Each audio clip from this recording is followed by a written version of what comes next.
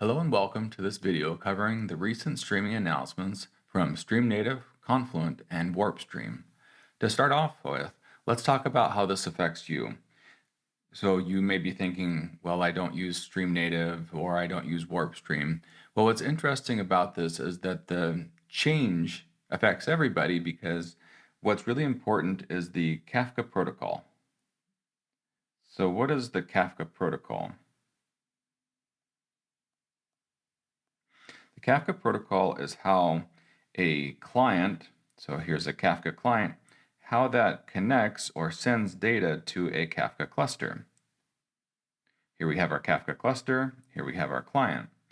But when we have a communication, this is called a communication protocol. In this case, Kafka's protocol is what the client uses to connect to Kafka. So this it could be for producing, could be for consuming. What's interesting about this Kafka protocol is if other things behind the scenes actually implement that protocol, let's say Pulsar, what can happen is that without any code changes, we can have that client connect to our Kafka, instead of our Kafka cluster, to our Pulsar cluster. So this is what our Kafka protocol gives us. It gives us a way for changing out the backend system without any code changes here.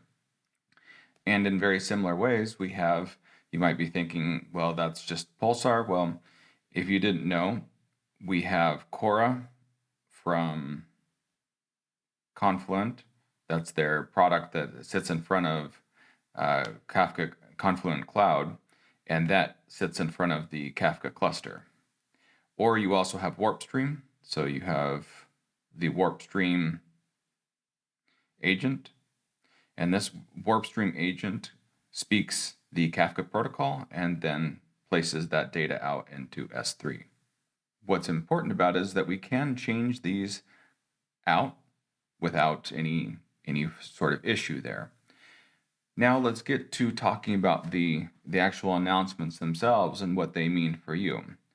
What's important about these announcements is that they're giving us some changes to how data is written out. So let's take a look at that.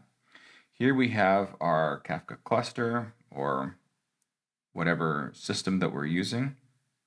We could say that's Kafka cluster. We could say that's a Pulsar. And here we have our client.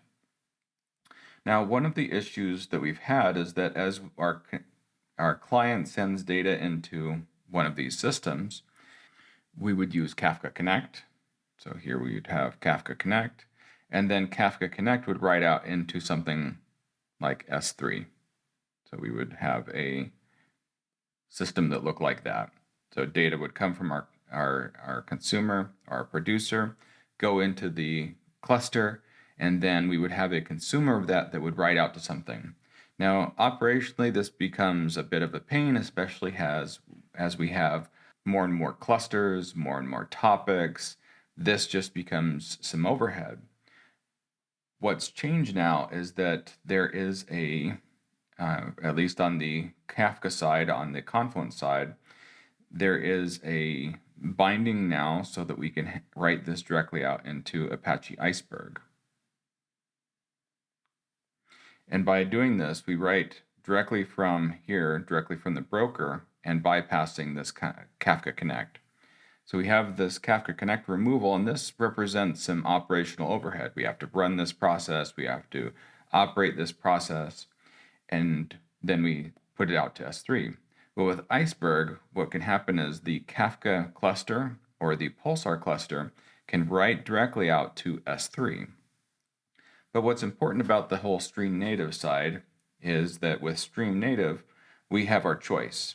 And this choice is important because there's been some recent announcements around Iceberg. So the company that was started around that by the founders of Iceberg was recently acquired by Databricks. And so there's people starting to talk and wonder about what this change means for the Apache Iceberg project and other usage of it. Will other companies such as Snowflake keep using it? There's a lot of questions out there. But what's important about Pulsar is Pulsar and StreamNative didn't go with just one. They went with the DeltaLake. So DeltaLake is also Databricks format for outputting. But the key point here is that our client doesn't have to then write out to S3. These brokers can write directly to S3. So the latency from here is even lower.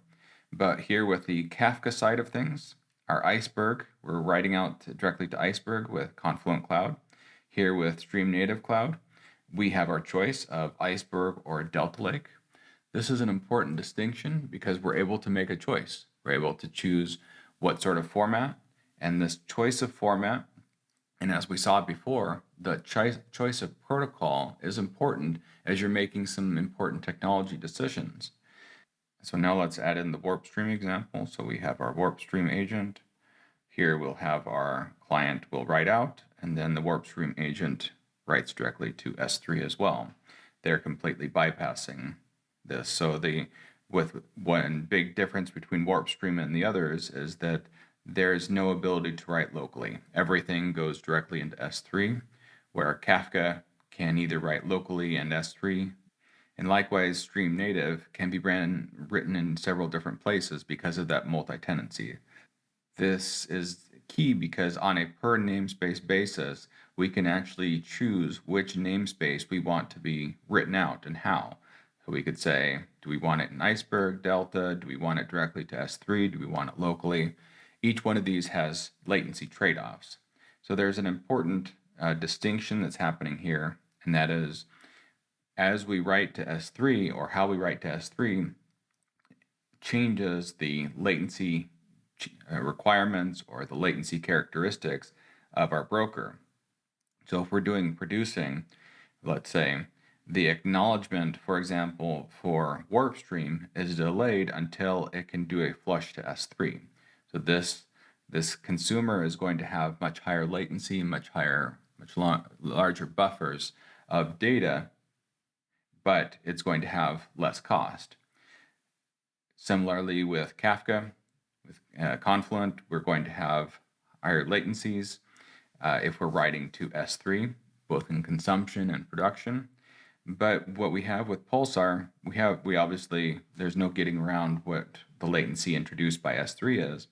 But if we have different use cases or different latency requirements, we can separate those out into different namespaces.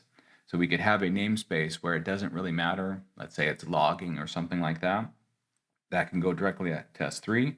But if we have something that's more important, more performance important, we can have that go and be written the same way. It can be written to local storage and then gradually offloaded into S3.